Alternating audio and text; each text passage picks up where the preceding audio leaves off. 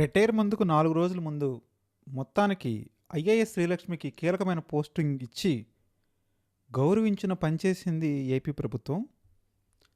తెర వెనక ఏదో అదృశ్య శక్తులు మొత్తానికి చక్రాలు తిప్పి ఉండబట్టే ఈరోజు ఇలాంటి గౌరవప్రదమైనటువంటి రిటైర్మెంట్ ఐఏఎస్ అధికారి శ్రీలక్ష్మికి దక్కిందని చెప్పుకోవాలి. బహుశా ఎప్పటి నుంచైతే జగన్మోహన్ రెడ్డి చంద్రబాబు మధ్య తీవ్ర విభేదాల కారణంగా ఐఏఎస్లు ఐపీఎస్ల పరిస్థితి కొంచెం ఇబ్బందికరంగా మారింది. అందులో భాగంగానే పాత ప్రభుత్వంలో ఏబి వెంకటేశ్వరరావు ఇలాంటి ఇబ్బందికి గురయ్యారు. ఆయన ప్రభుత్వంపై యుద్ధమే చేశారు. జగన్మోహన్ రెడ్డిపై విమర్శలు, హైకోర్టుకు వెళ్ళటం, హైకోర్టు నుంచి పర్మిషన్ తీసుకోవడం, చివరికి లాస్ట్ డే రోజు ఆయనకి ఒక పోస్టింగ్ ఇచ్చి గౌరవప్రదంగా పదవీ విరమణ చేయించింది నాటి జగన్ ప్రభుత్వం.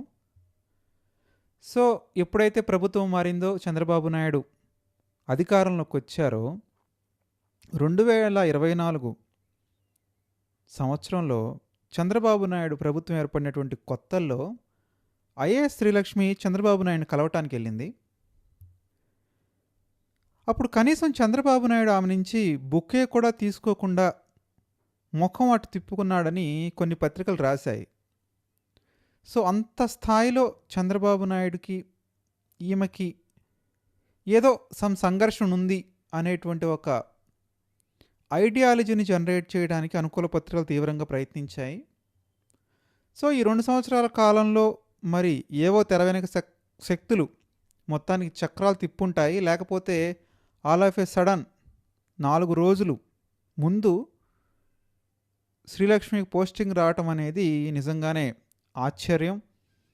జగన్ గనక గవర్నమెంట్లో ఉంటే చీఫ్ సెక్రటరీ అవుతారు అనేటువంటి ఉద్దేశంతో శ్రీలక్ష్మి ఉన్నారు అని చెప్తారు. తర్వాత కాలంలో భూమన కరుణాకర్ రెడ్డి లాంటి వాళ్ళు కూడా శ్రీలక్ష్మిపై తీవ్ర విమర్శలు చేయటం నిజంగానే కొంచెం ఆశ్చర్యం కలిగించింది. మొత్తానికి ఎక్కడో కాంబినేషన్ చేంజ్ అయింది. అసలు మనం శ్రీలక్ష్మి ఎప్పుడు ఎలా ఈ ప్రభుత్వంతో అసలు శ్రీలక్ష్మి గురించి, ఆమె బ్యాక్గ్రౌండ్ గురించి ఒకసారి తెలుసుకునే ప్రయత్నం చేద్దాం. 1988 బ్యాచ్కి చెందినటువంటి సీనియర్ అధికారిని ఐఏఎస్ శ్రీలక్ష్మి చాలా చిన్న వయసులోనే ఆమె ఐఏఎస్కి సెలెక్ట్ అవ్వడం జరిగింది. ఆ రికార్డ్ ఆమె పేరిటే ఉంది. ఆమె సాధారణ పరిపాలనా శాఖ జనరల్ అడ్మినిస్ట్రేటివ్ స్పెషల్ చీఫ్ సెక్రటరీగా నియమిస్తూ ఇప్పుడు ప్రభుత్వ ప్రధాన కార్యదర్శి సాయి ప్రసాద్ ఈరోజు ఉత్తర్వులు జారీ చేశారు. పరిపాలనా సంస్కరణల విభాగానికి ఆమెను ప్రత్యేక ప్రధాన కార్యదర్శిగా నియమించి ఇప్పటి వరకు అదనపు బాధ్యతలు నిర్వహిస్తున్న సీనియర్ ఐఏఎస్ షంషేర్ సింగ్ రావత్ను రిలీవ్ చేశారు. అయితే గత 2 ఏళ్ల నుంచి వెయిటింగ్ లిస్టులో పెట్టిన కూటమి ప్రభుత్వం రిటైర్మెంట్కి 4 రోజుల ముందు ఆమెకు పోస్టింగ్ ఇవ్వటం ఇది నిజంగా గమనించాల్సిన విషయం. సో ఆమె ఈ నెల 30న పదవి విరమణ చేయబోతున్నారు. ఈమె అంతకుముందు తెలంగాణలోని మున్సిపల్ అడ్మినిస్ట్రేషన్ శాఖలో కీలక బాధ్యతలు వ్యవహరించేవారు. ఎప్పుడైతే 2000 ఎన్నికల్లో జగన్మోహన్ రెడ్డి గెలవటం, అప్పుడు ఈమెను స్పెషల్గా తెలంగాణ నుంచి ఆంధ్రప్రదేశ్కు రప్పించడం జరిగింది. తర్వాత ప్రభుత్వం మారడం, చంద్రబాబు నాయుడు రావడం, పోస్టింగ్ ఇవ్వకుండా హోల్డ్లో పెట్టడం, ఇప్పుడు ప్రత్యేక స్పెషల్ సెక్రటరీగా నియమించడం కొంచెం ఆసక్తికర పరిణామం. ఉమ్మడి రాష్ట్రంలో వైఎస్ రాజశేఖర రెడ్డి ముఖ్యమంత్రిగా ఉన్నప్పుడు జరిగిన ఓబుళాపురం మైనింగ్ కేటాయింపుల్లో శ్రీలక్ష్మి తీవ్రమైనటువంటి ఆరోపణలు ఎదుర్కొన్నారు. కొంతకాలం జైలు జీవితం గడిపారు.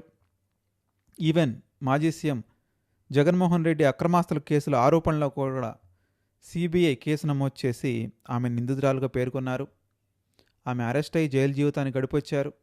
ఈ సమయంలో ఆమె ఆరోగ్యం చాలా క్షీణించిందని ఆ రీజన్ చెప్పే ఆమె బెయిల్పై బయటకు వచ్చి ఆ తర్వాత రాష్ట్ర విభజన తర్వాత తెలంగాణ క్యాడర్లో కొనసాగి మళ్ళీ జగన్మోహన్ రెడ్డి వచ్చిన తర్వాత ఏపీకి వచ్చారు.